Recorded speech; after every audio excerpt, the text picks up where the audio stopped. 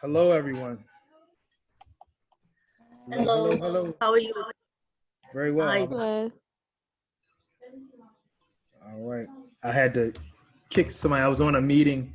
I told them specifically I have an 8 o'clock meeting, and then they pushed it up. And want to keep me on the call. I said, I got to go. So I just hung up. I hung up. That was money, too. So, all right. Hi, good evening, Ray. Good evening. How are you? Great. How about you? Well, Hello. just to I'm give you so guys, happy to be here. well, I'm happy that you're here. Thank you. So, just to give everyone a heads up, I'm going to record this. Oh, So great. I was going to ask you to. So if you don't want your face in the place, you might want to turn your video off.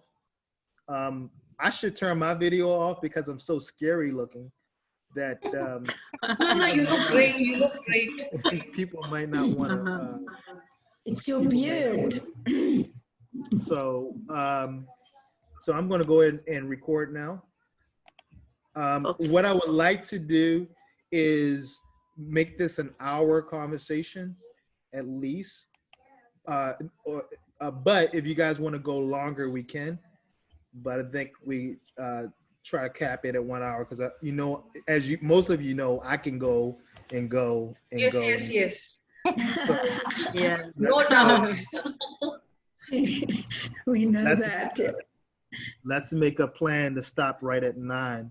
I do want to say before we begin, every 5 minutes, Renette, do me a favor. Every 5 minutes, Yes. we need to stop and do, and because I want to follow what we're talking about, and I want to respect other people's opinion, and I don't want to dominate the conversation. So every 5 minutes, we're gonna stop and do a check-in.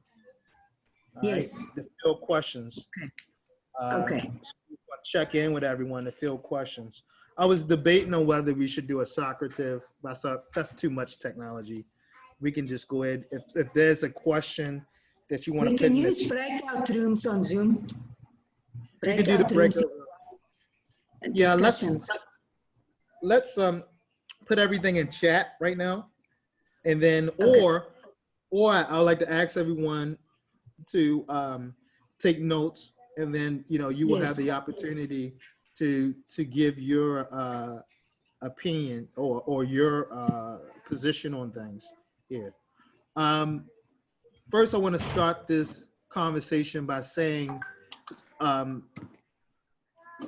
that when we talk about problem solving and critical thinking, these are not, a lot of the research and a lot of literature call these critical thinking and problem solving soft skills. And I was reading something a couple weeks ago where some tech guy, he said, well, these things are not soft skills. These things are actually essential skills. Essential skills. And all the research in the marketplace is, and all the employers, all the major employers are telling us that critical thinking, problem solving, emotional intelligence, communication, these are all skills that they want, right? And unfortunately, these are skills that a lot of their current employees don't have. And one of the biggest challenges for these employees is the employer can train you on how to use a program or how to solve an equation, but they can't train you on how to talk to one another and how to collaborate and how to problem solve and how to negotiate and how to be nice and kind, right? That's a hard thing for employers to do, and employers are not, they're not in the business of doing those things. Yeah. So that's the skills that they're really looking for. And also keep in mind, this is a paradigm shift. This is a paradigm shift because if you are at least a Generation X or even a millennial, you are probably, especially Generation Xers and above, but probably millennials too, depending on where you were raised, we were taught that we needed to be, have these hard skills, right? We needed to have certain, be able to do the job before you get the job. Before you get the job. That's not the case any longer. $500. Employers, they want you to have the essential skills, and they will train you. They will train you on how to do the job. They just want you to have the essential skills. So as teachers, we need to keep that in mind, that we're no longer in a service-based economy. Johnny, mute your mic. Sorry. I was born in 1975. That was an industrial-based society. You needed to know how to operate the machine. And then in the 80s, we went from an industrial-based society to a service-based society. Now we have moved from a service-based society to a learning or a knowledge society, a learning economy, what they call a learning economy. And moreover, we are no longer a capitalistic structure. We're moving to what Jeremy Rifkin would call a hyper-capitalism, the zero marginal economy, because technology is moving so fast at so fast of a rate that companies can literally give their products away for free because their production cost is almost close to zero because of innovation. Okay, so Jeremy Rifkin talks about the movement back to the commons, where private property is not as important as it once was. The American dream when I was coming up was a house and a car with the white picket fence and your wife and 2.3 kids. That's not the dream anymore. Now people are talking about tiny homes and no kids at all. You see? So there's a paradigm shift that we are experiencing. So one of the things, I know there's a lot of reading, but I think reading is the key to everything. Look at Jeremy Rifkin work. He has a lot of nice books. You can read Zero Marginal Economy as his latest book. It's a couple years old. Post-Capitalistic Society. Look at Jeremy Rifkin. He gives, I think it's very good reading for teachers. And I would challenge you to look at Ray Kurzweil. Jeremy Rifkin he's just a great mind. He's considered a futurist. And also Ray Kurzweil is one of the founders of Google.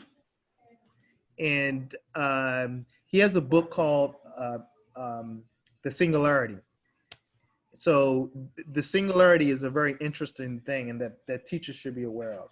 So, and the interesting thing about this introduction that I'm giving you is it feeds right into the book that we're reading, Rifkin, and why this is so important, why cultures of thinking are so important. Cultures of thinking have always been important, but they're extremely important now. So what I want to do is stop right there before I actually get in the book and get folks kind of feedback on why they think cultures are important, a culture of thinking is important, and where they see the future of our lives as human beings, as a society, and the future of education. So I want to take a couple minutes and kind of get you guys responses or ideas or thoughts about that. Anybody want to jump in?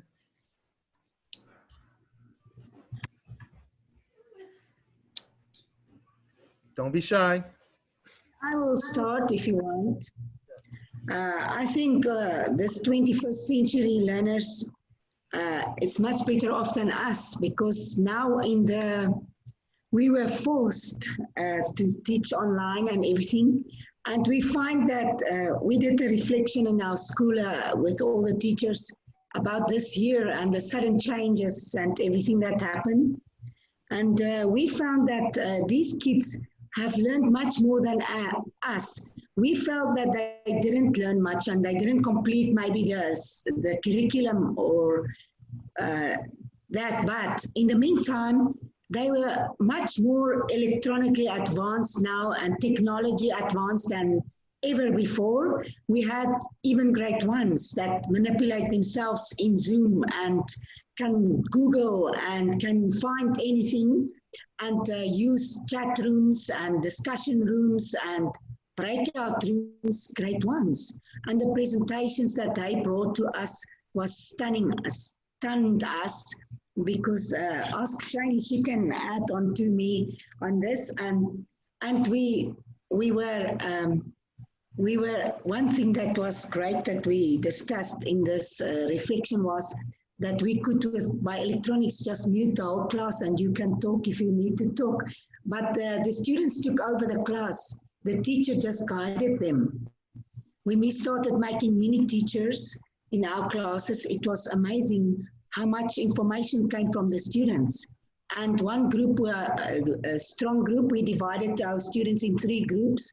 And the strong group helped the weak group, and they explained to them.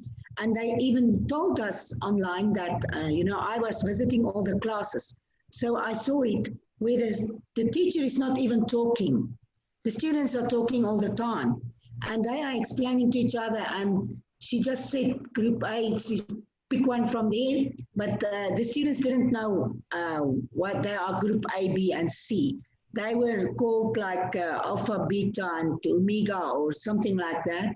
Any other names? And she said, the alpha group, can someone explain to the omega group what happened here? Like in the math class. And the students explained to each other, and we feel that they are more technology advanced than ever before. And they learned so many things in this short time. And they came with their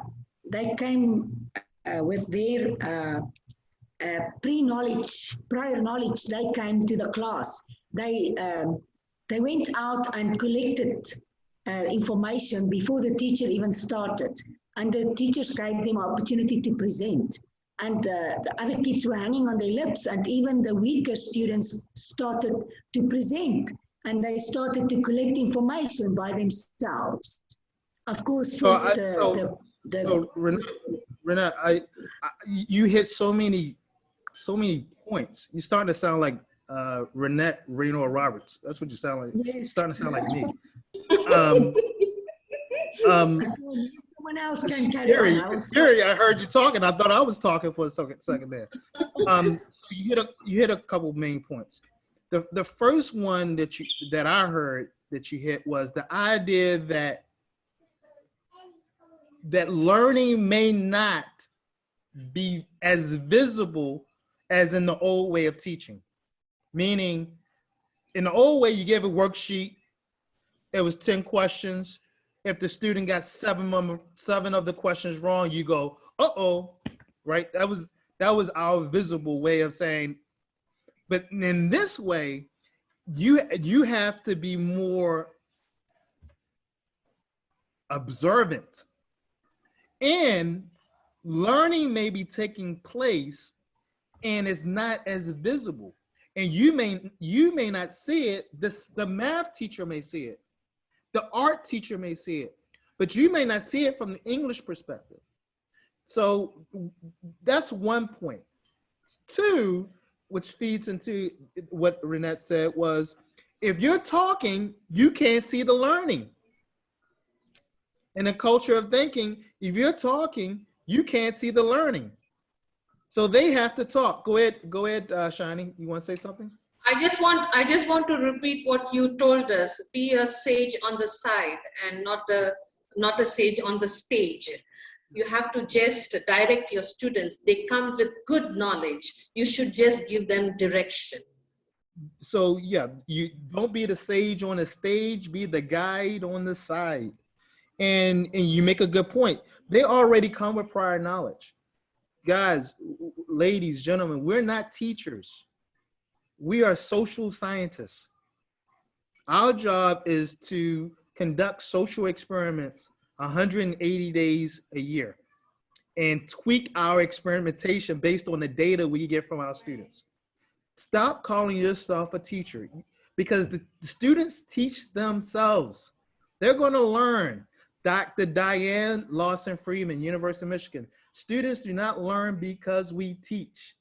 Steve Willis, and what they learn is not necessarily what was taught. Okay?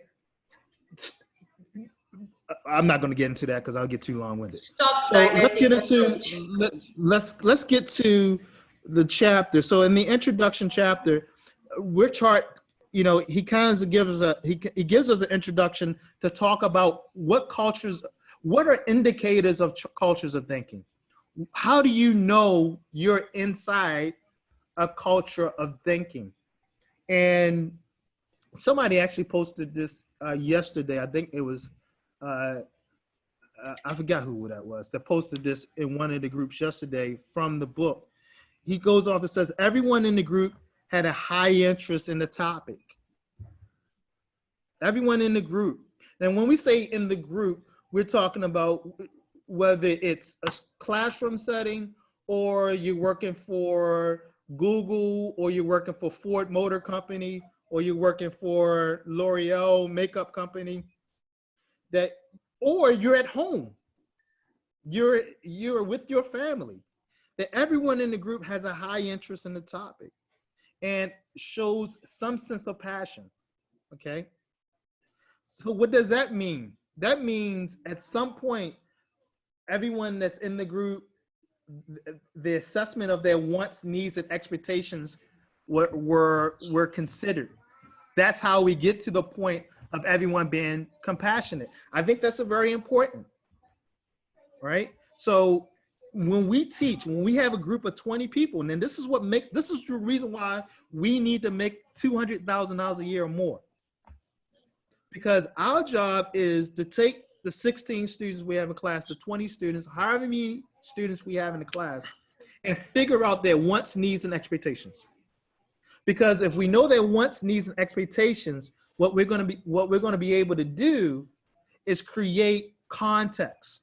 And we move away from what, again, Dr. Diane Lawson-Freeman, she didn't actually coin this, but she reminds of this, is the inert knowledge problem. And the inert knowledge problem is when we teach things that students don't care about. And not only do they not care about, they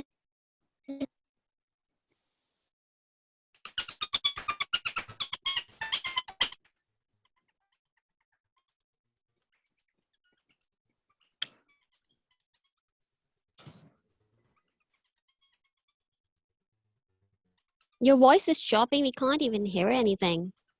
We can't hear you. Yeah, we can't hear you.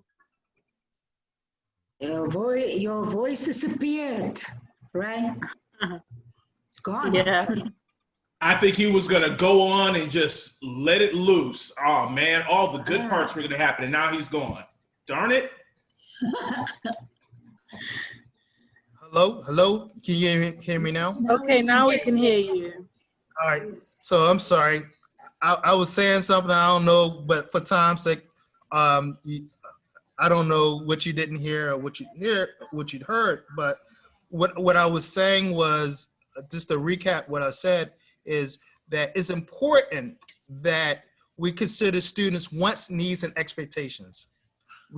Because that is where we're going to draw the context from. Because our biggest issue, and for everybody who's an academic director or supervisor, I'm going to yell at you for a second. Adela, Renette, Ala, all you leaders, supervisors out there, I know you. All right, and I know y'all been controlling. Freedom is my favorite thing. Freedom in the classroom and freedom for the teachers.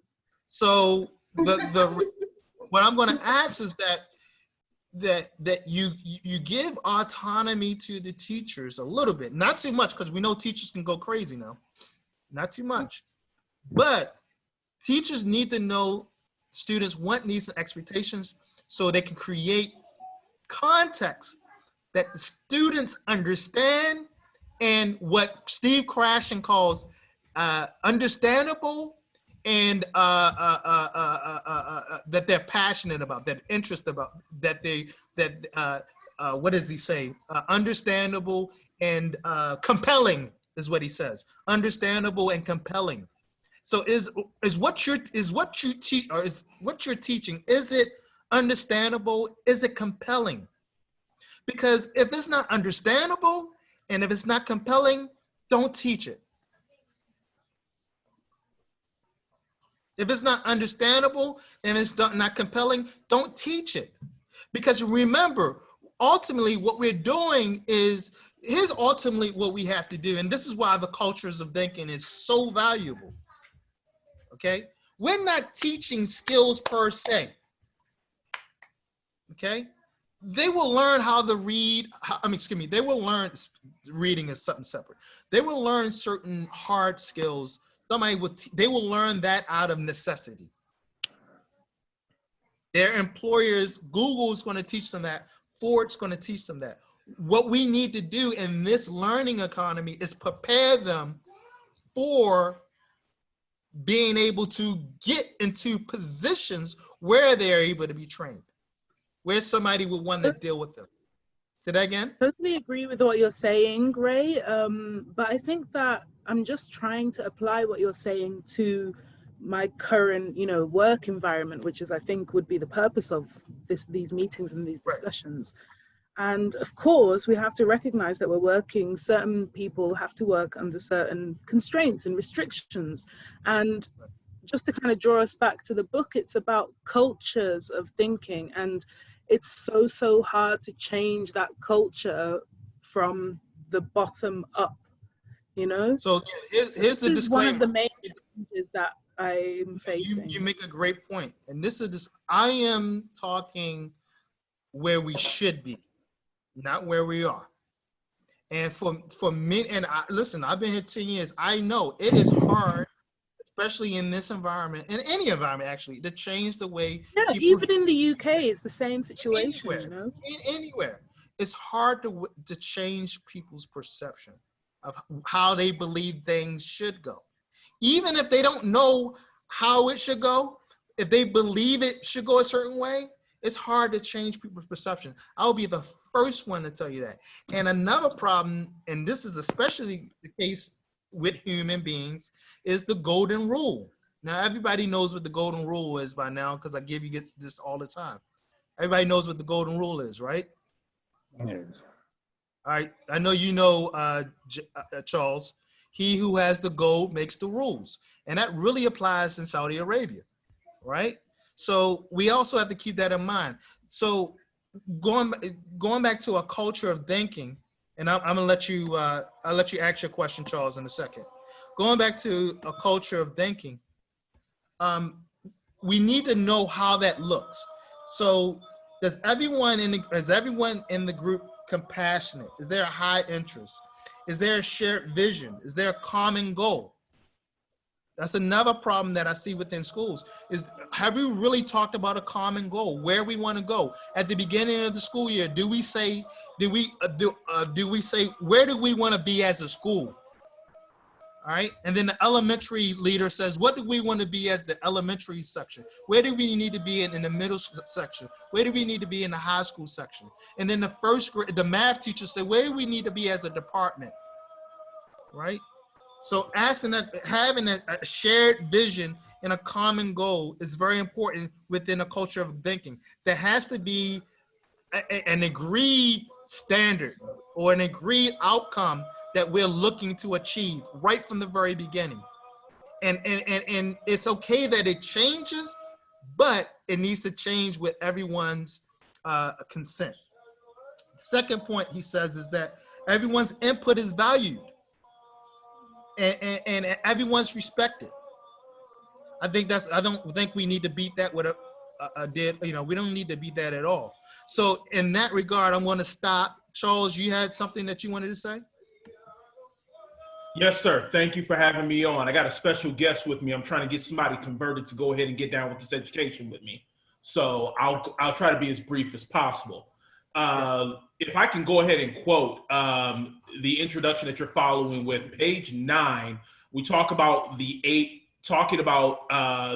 forces that shape culture, specifically modeling and interactions. And I'm kind of going to put those two together for a hot second to make this point, especially to those that are leaders, aspiring to be leaders like myself, and currently teaching. I think that, and this is going to sound bold, forgive me if we disagree, but go for it.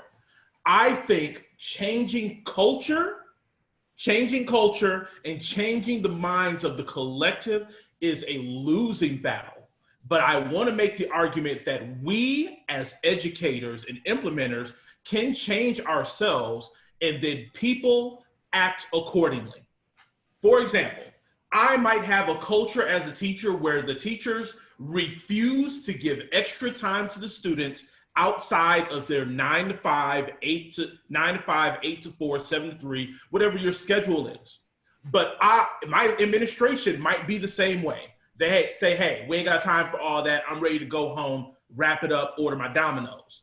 But I, as a teacher, can say, look, let me, on my own initiative, on my own cognition, do a little extra for my kids, give a little differentiation, give some specialization outside of my class time, which doesn't have to cost a thing, or do something a little extra during my class, and then those students might act accordingly, because in this culture, they tell everything. They'll tell their parents, those parents will tell other parents, and then those parents complain up the ladder to say, hey, we like this, why isn't this done on our own? So the culture as a whole standing on a soapbox, screaming it out, no, you don't get anywhere. You don't make, none of us make, well, I ain't gonna say none of us, I don't know your pockets. I don't make enough money to make that decision. But if I choose to implement a change in how I interact with my parents or interact with my students, I think that makes the difference. If we're going to put up this fight about changing culture, we will lose. We will burn out and be upset, and these Zoom meetings will be nothing more than therapy sessions, and I'm pretty sure we all got better stuff to do. Yeah, so let me respond to that. I want to be clear. I'm not talking about changing culture. I never said change culture, right? And I think you're absolutely right. If you go to change, because 10 seconds on this. I don't like qualitative research.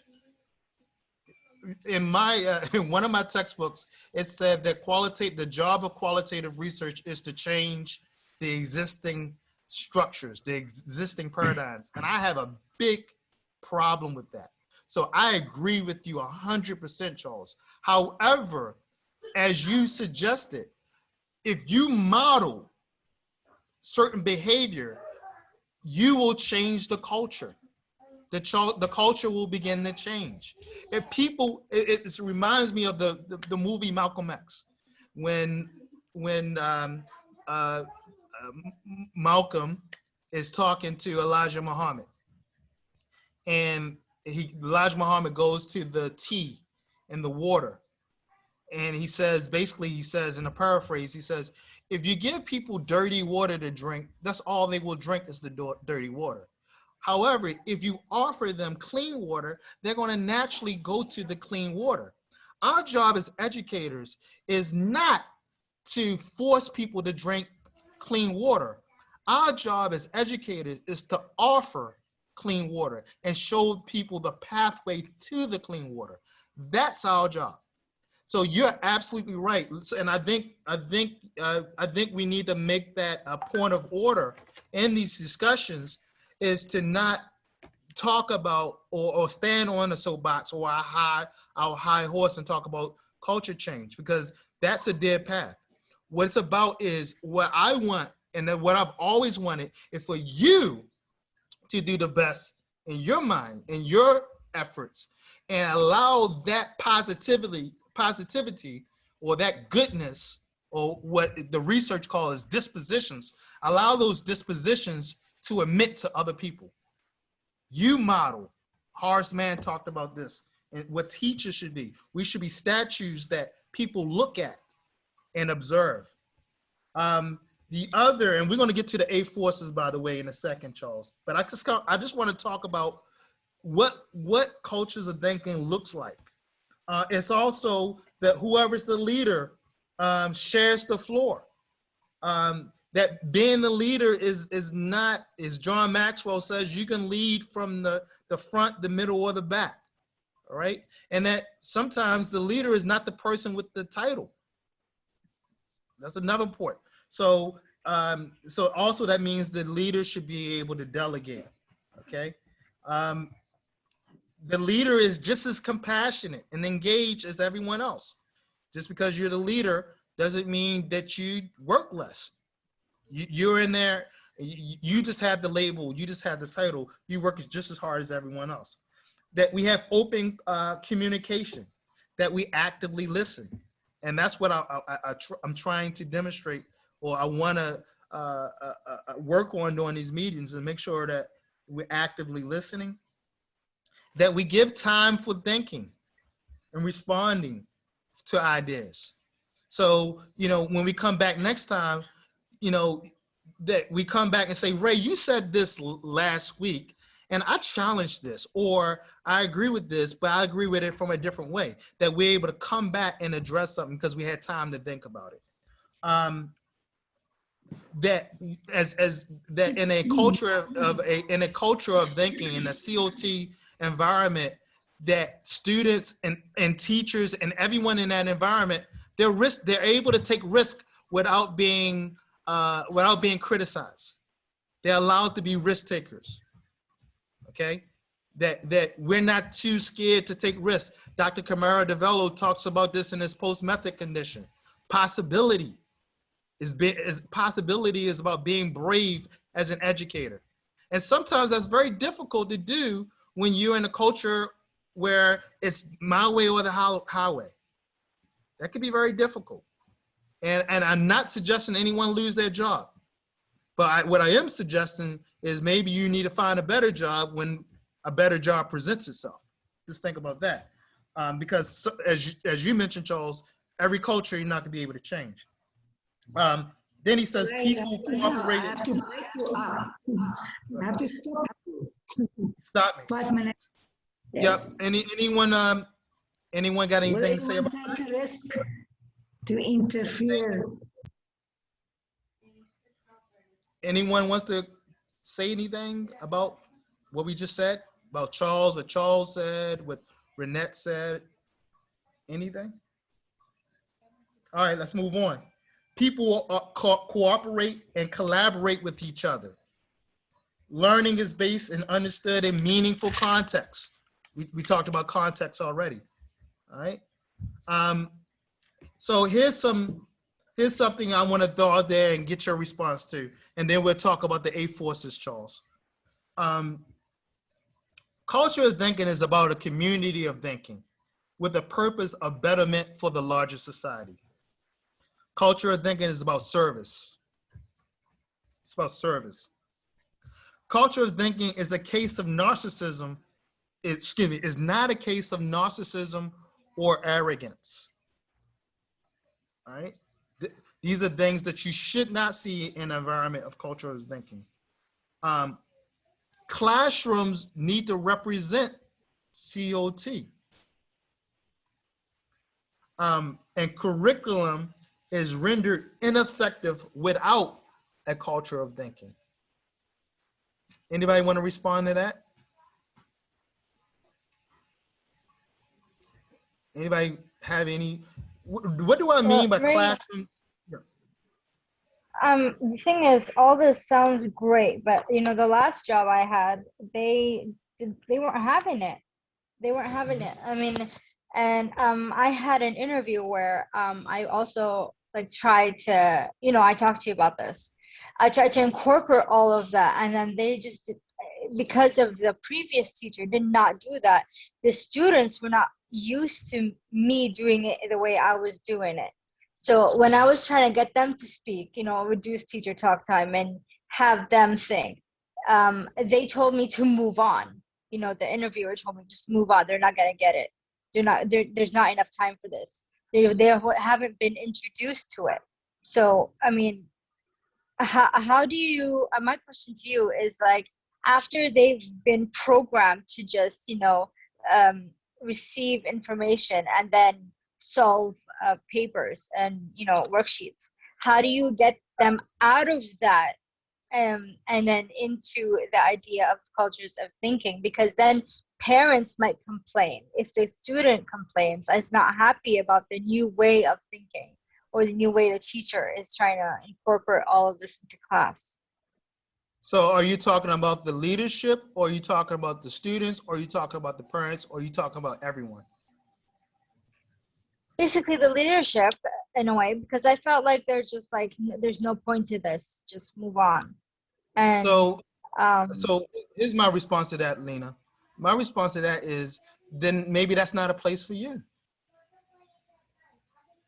Right? okay, and what about the kids? What about the kids? Unfortunately, we can't save the world, right? Right? No, you can't, but you can make slow incremental changes, you know. I think that obviously in an interview, it may not be the best time to demonstrate that sort of thing. But once you're in there and your foot is in the door, you know, if I had a class I do have classes who are very similar to you, what you have described there. They are very needy, dependent. They rely heavily on teacher-based guidance and instruction, and I found myself, you know, rewatching videos of my online teaching earlier this academic year, realizing that I'm talking nonstop in these lessons, and I really wanted to make a change in that. And just there are a variety of things and methods that a person can do, but what I started to do was to really focus on implementing independent working time for the students slowly, where they were almost banned from asking me a question unless they had done certain things first. As we all know, there are lots of different strategies to do that. But you can't expect an overnight change when students have been so conditioned in that way. And it is about getting your team on board to spread that throughout, if possible, you know, to spread that throughout the department and things like that. But of course, I do understand what you're saying. It can be very. Well, I want to add something more. I seconded Ala, but there is one more thing we can do, and that is learner's profile. And we need to learn about the interest of our students. Like Ray always said, that we might teach them through a method which they are interested in, maybe through Roblox, maybe through a football game, on an unconventional method, but that definitely might grab their attention. So instead of implementing my ways, I'll go their way. So that might work as well to engage them. And it surely does work, because I have implemented it so many times. Yeah, it's an unconventional method, but it's the most engaging method. So yeah, and I think it's all about scaffolding that support and withdrawing it slowly, isn't it? You know, you can't expect them to be philosophical thinkers automatically. So so I would. Sorry. I would look at, so Pablo said there's no best method, right? That's number one. So I don't think it's doing it that way is not unconventional. It's very conventional. That's number one. And number two, Ala was right. Trick them. Get the job. Don't do that. Look, don't do that in the interview. Trick them. Get the job. Yeah. But when you can do more damage from the inside, you know. Right, yeah, you know, you teach it the way they want to be taught. Get the job, but when you get there, then you have to do all the things to get buy-in. You have to become a salesperson. If you're not in a culture of thinking, then you become a salesperson. So you need to start talking to parents. Hey, what do you think if I did this? Would you like it if we did this? What do you think about this? So in the book, what do you think about this is a question. Yes. It's a culture of thinking question that Ritchhart talks about. So you have to become a salesperson. So Lena, again, it goes back to Charles' point. I'm gonna let you talk in a second, Renette. It goes back to Charles' point. When we can't go in and say, oh, these guys don't have a culture of thinking and you should do it like this. No. To Allah's point, slow. How do you eat an elephant? One bite at a time. Slow. Carol Ann Thomason, when she talks about differentiated instruction. She says the first thing is readiness. People gotta be ready. If the folks ain't ready, right, then all the good stuff that you have for them, it's not gonna be worth anything. So we got to deal with readiness, okay? Then we go off, and then interesting enough, Ala talked about readiness, and then Haya came in and talked about the learner profile, which Carol Ann Thomason talks about. She says there's 3 things you need for differentiation. You need readiness, you need the learner profile, because if you don't know them, you don't know what method, you don't know how to scaffold, you don't know what interventions they need, and then you need, what I said earlier, is the interest. That's the 3 things you need for differentiation, is readiness, learner profile, and interest, okay? Renette, what do you want to say?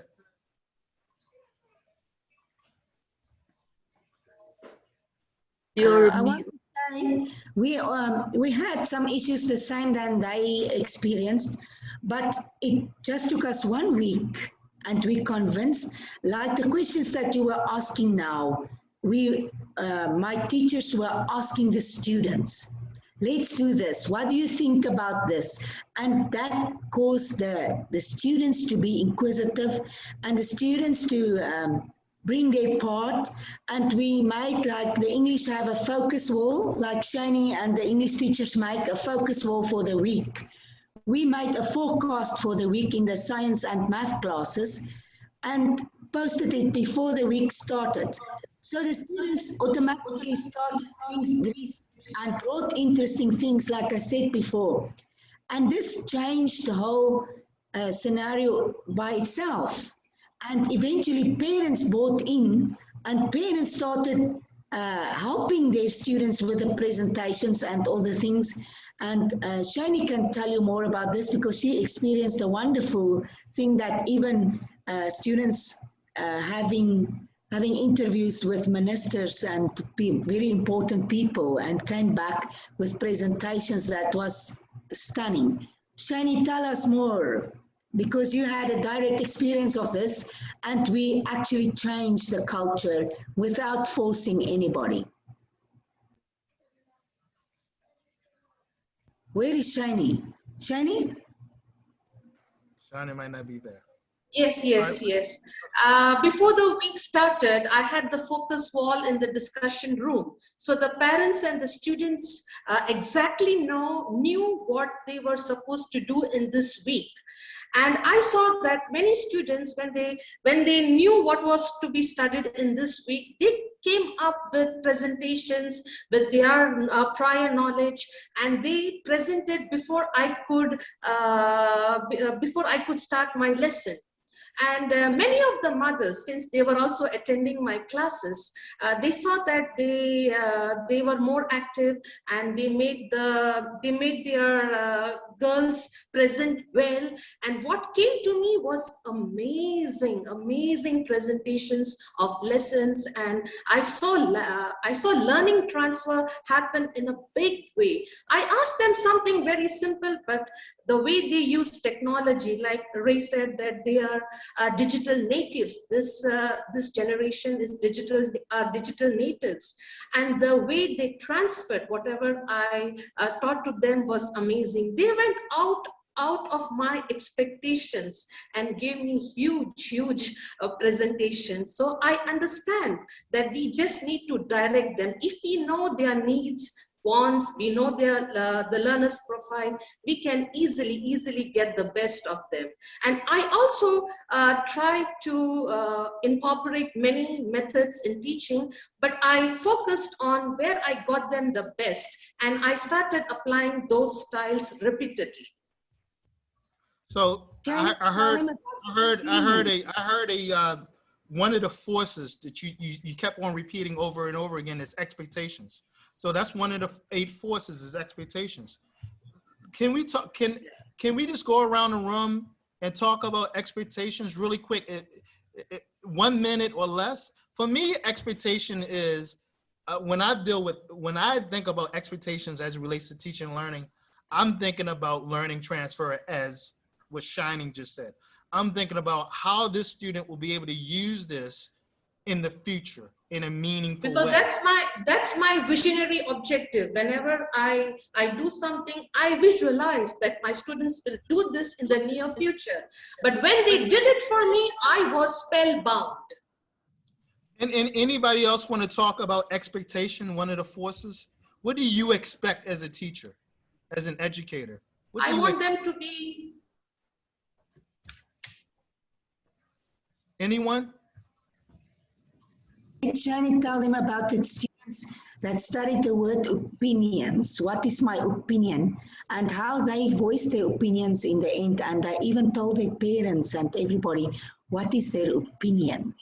And I used that word and I really understood it after she explained what is an opinion.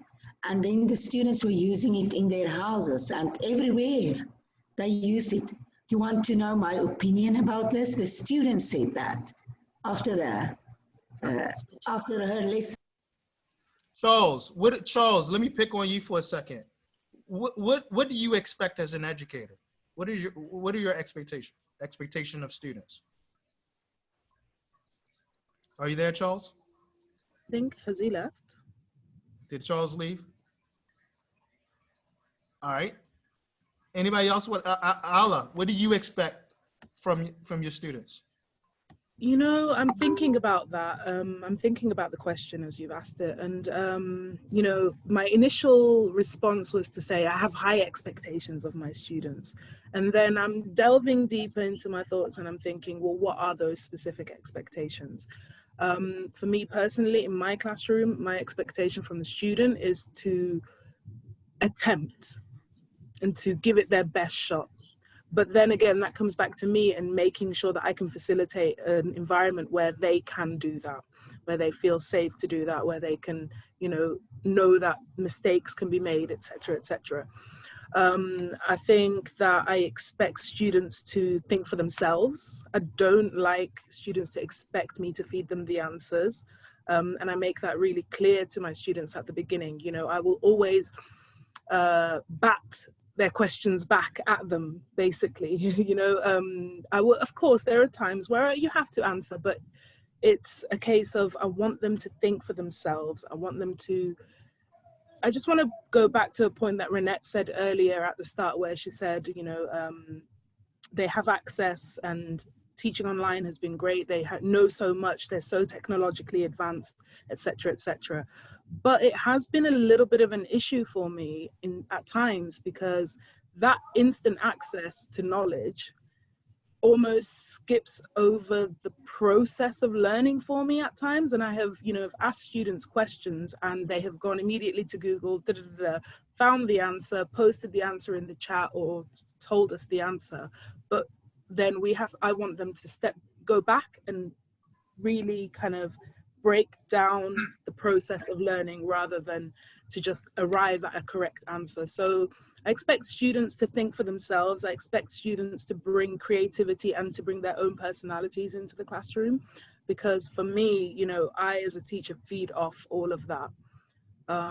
You know, academic wise, it's interesting, and I'm still sort of course I'm passionate about my subject, but I am being passionate about my subject is a slice of the pie. It's not the entire thing.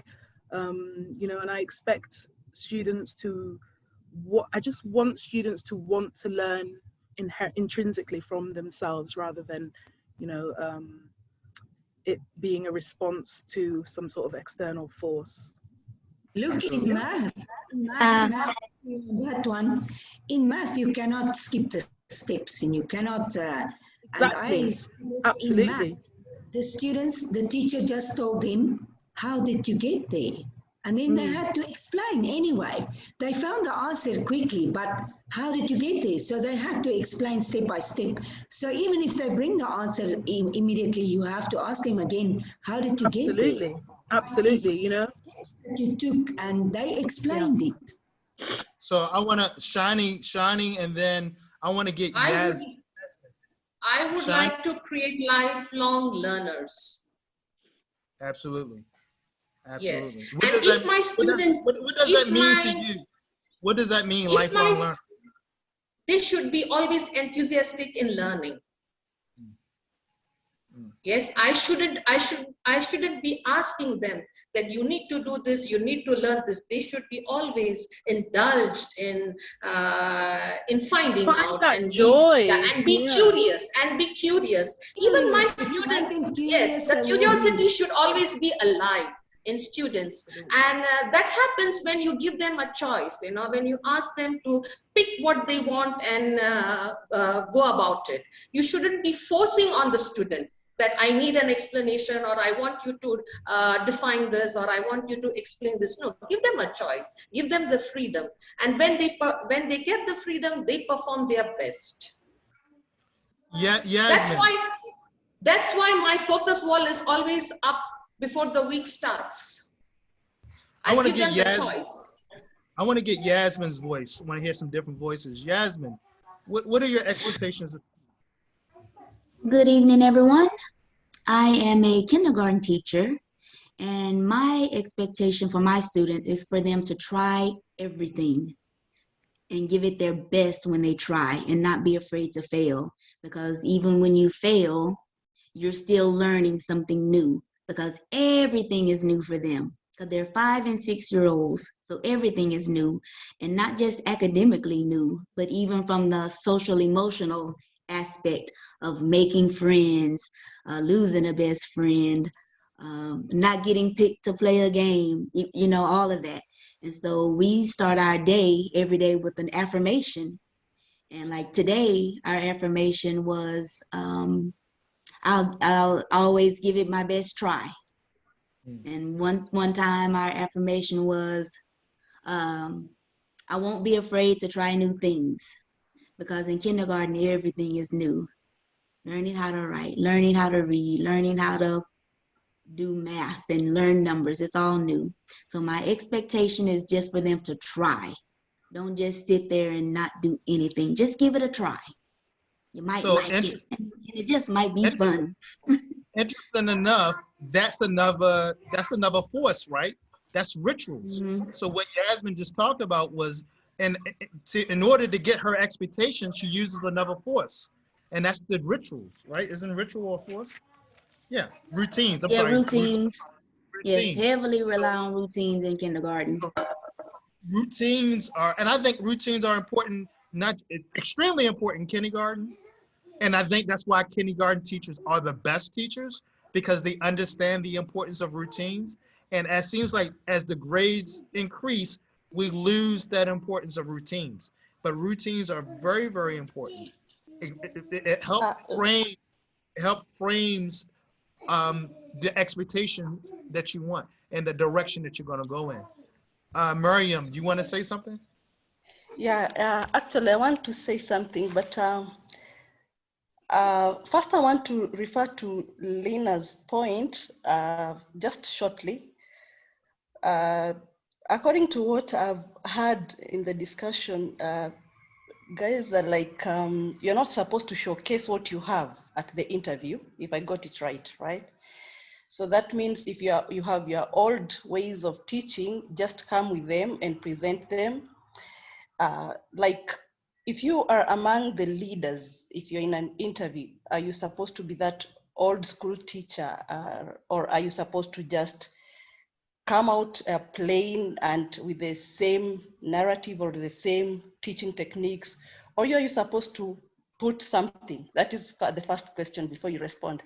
The second thing is my expectations on my students. It's just one. I want them to be interactive. The reason I want them to be interactive is I'm sure not everything I'm talking about or anything I'm telling them, they're listening. I also want to hear them. I want to hear them outside the classroom. What are they thinking about? I might be teaching about this and they're thinking about something else. Once I get what they're thinking, I can incorporate it with what I want to teach. So to me, I want to hear even the most stupid thing. If I'm teaching math and someone comes up with a science idea or something else, or even a home activity or Yani something different. I want to hear that. I want to know what my students are thinking, what is in their mind, not specifically as per the lesson. That's it. So interaction is key, right? So that's just kind of a no-brainer, and you're absolutely right. That's a good expectation, is interaction, and I use that at the university a lot, as I demand interaction. But to answer your first question, I don't think there's a one set answer to that question. I think it's all about where you're applying, knowing what they expect. You know, what type of teachers are they expecting? Who's interviewing you? And then where you are in life, right? Do you really need this job to pay your bills? You know?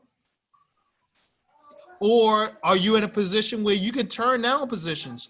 Or you're in a position where you can say, no, I don't want to interview with them because that doesn't fit my pedagogical approach. It depends on where you are in life, Miriam, is my answer to that question. All right.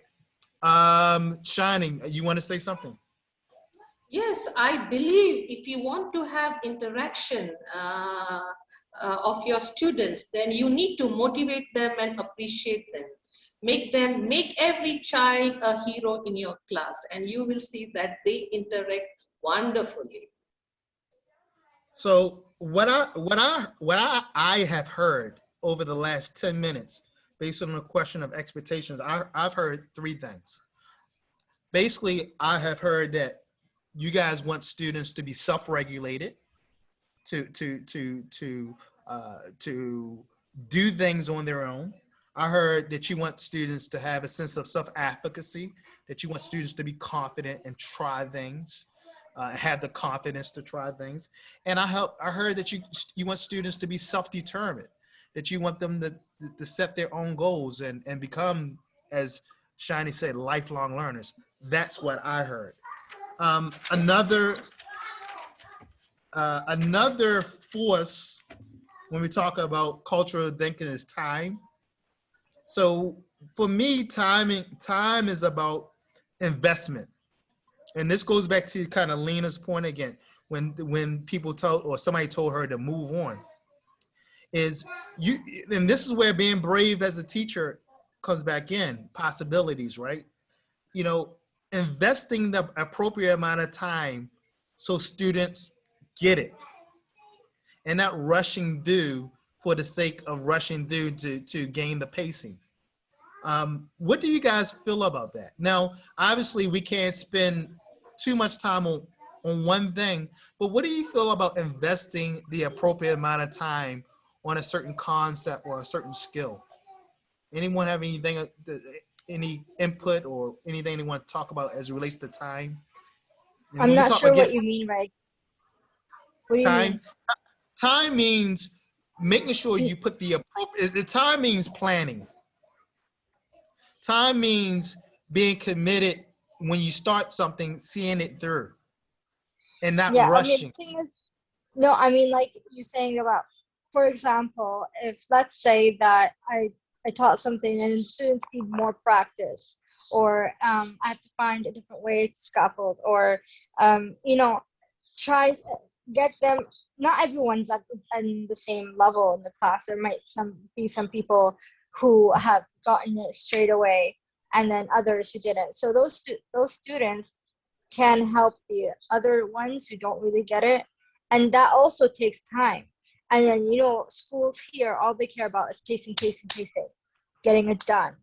And so the thing is, when you talked about making them lifelong learners, and what Renette said is that she put like a focus board so that they can, you know, have a look at what they're going to do that week, and then, you know, try to get some kind of research, and then they can be able to talk about it and come up with their own projects. All of that takes time. And then sometimes schools here, especially here, they don't care. They don't care. I mean, all they care about is that, especially because of parents, it's mainly because of the parents. They'll have a plan, a weekly plan, and they expect that weekly plan to get done. And so, like, if your child doesn't get a certain point, and then they'll also complain that, oh, okay, the teacher's moving too fast. There's no no one's satisfied, no matter what you do. So in that case, I mean, it's So a very like, it's definitely a challenge here because the routine here is pacing in many schools. So again, if you're that teacher that understand that time is a force, then we need to communicate to people, the management, and to parents, and even and most definitely students, that the plan is just a suggestion, that we may spend more time or less time on a particular topic, but if we invest the time, we're going to see it through. We're going to see that skill through. And if we're not willing to see that skill through, or that construct through, or whatever we're trying to teach, maybe we should never had it on the menu in the first place, right? Maybe we should never been planned for in the first place. So I think when we talk about a culture of thinking, we're also talking about making sure that whatever that we go out to present to students, that it's worthwhile, that it's worth their time and your time. And if it's worth the time and your time, that we invest the appropriate amount of time and not be so concerned with pacing. Now, it is 9 o'clock. It is 9 o'clock. And as I started, I said we will take note of the time. Do you guys want to go another 10, 15 minutes, or you want to stop there and come back next week? What do you guys want to do? Half an hour. I'm good Well, with anything. I have a meeting. I'm gonna have to go. I have to go as well. Okay, so let's do this. Let's, I am going to follow the advice of Ritchhart, and I'm going to make Ala in charge of the next session. So you don't hear my mouth. Well, you will hear my mouth, but I won't be in charge. I won't be the leader. Ala will be the leader of the next session if she agrees. If not, I'll appoint someone else. But we'll That's meet. fine. We'll discuss chapter 2. Well, we haven't breached chapter 1 yet. I was thinking that. I was like, we still in introduction, and I think the introduction is very important, by the way, to set the framework. So I can share my notes with you, Ala, on chapter 1, and I'm pretty sure you already know. And so we'll meet this time next week. Is that okay? And Yes. And then we'll do whatever Ala wants to do for next week. Okay. Why don't you guys tell me what you want to do, since we're. I'll tell you what. I tell you what. Why don't you put it? I'm think gonna put about something in the group, okay, in the classroom. I will tell you. Put it in the Google Classroom. I will put a post in the classroom, Renette, so that we can have a record and listen, I'll plan around it. Give everyone one of the forces to report back on. Give everyone in the group, or make small groups and give them the task to report back next week on all the forces. So That is actually an amazing plan. Yeah, I agree with that. For sure. I second that. Give every 3 people a force to report back on next week. I'll divvy them up then in the classroom, and everyone can just look out for a post. Yeah. Yes. Okay. Well, great. Thank everyone. I appreciate your time. This is recorded, so I'll put the link in the Google Classroom if you want to review it. And we'll see you next week at 8 p.m. Be there or be square. Thank you. Thank you so much. Thank you, Ray. All right. Thank you. Thank you. Everybody. It was nice connecting. Thank you. Likewise. Thank you, Ray. Bye-bye. Bye-bye. Bye-bye, Ray. Bye. Bye-bye. How you doing, Musa? How are you? I'm fine, alhamdulillah. How are you, Ray? Very well. Very well. All right. We'll see you guys next Monday. Okay, inshallah. Bye. All right, bye. Bye-bye.